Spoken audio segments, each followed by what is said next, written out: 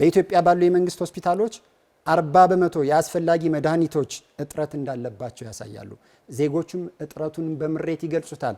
አሻሻልን የምትሉት አቅርቦት የቱ ጋር ነው ያለው? በአግባቡ አሻሽለናል። በተለይ ባለፉት የለውጥ ዓመታት 5 ዓመታት ውስጥ በርካታ ጥረቶችን አምጥተናል።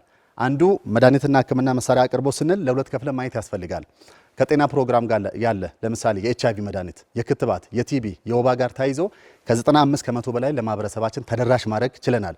በዚህ ላይ ያን ያክል የሚሰማ ክፍተት የለም። ይሁን እንጂ ሌሎች መደበኛ መድኃኒቶች ላይ ክፍተቶች እንዳሉ መንግስትም ያውቃል። 50 ቢሊዮን ብር ለመድኃኒት አወጣለሁ የሚለው መንግስት በራሱ ተቋማት መድኃኒት አይገኝም። ይሄ ብቻ አይደለም። በመንግስት ተቋማት ብቻ ሊገኙ የሚገባቸው መድኃኒቶች በመንግስት ሳይገኙ አጠገባቸው ባሉ የግል ተቋማት ውስጥ ይገኛሉ። መድኃኒት ላይ ያጠቃቀም ችግር፣ ምዝበራ፣ ሙስና፣ የመንግስትና የህዝብ ሀብት በማይገባቸው ሰዎች እጅ እንዲገኝ ምክንያት ሆኗል። የቱ ጋር ነው የቁጥጥር ስርዓታችሁ? የካንሰር መድኃኒቶች እንዲሁም ደግሞ ተላላፊ ያሉ መድኃኒቶች ጋር ክፍተቶች እንዳሉ በደንብ ይታወቃል።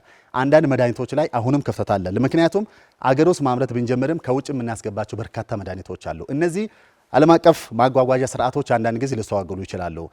በ50 ቢሊዮን ስልም ደግሞ አንዳንድ ተቋማት ላይ ክፍተቶች ሊኖሩ ይችላሉ። ስለዚህ በሙሉ አቅርበናል እያልኩ አይደለም፣ ክፍተቶቹ አሉ በየቦታው።